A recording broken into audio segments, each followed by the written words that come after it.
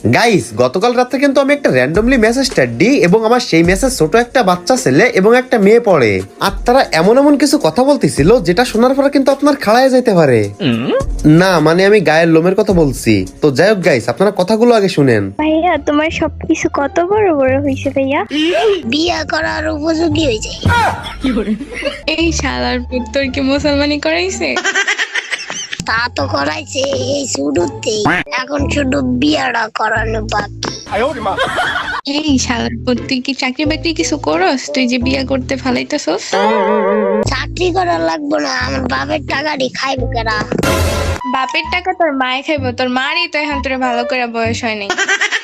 আমার মার বয়স হয় নাই তো কি হয়েছে, আমার তো বয়স হয়েছে।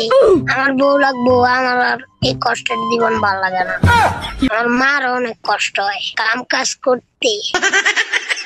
তোর বাপে কয় টাকা কামাইছে যে তুই বলস তোর বাপের অনেক টাকা? আমার বাপের বিল্ডিং আছে 3টা ঢাকা শহরে। ভালো করে তো বিল্ডিং এ কইতে পারস না, কেমন লেবা লেবা করে কথা কস।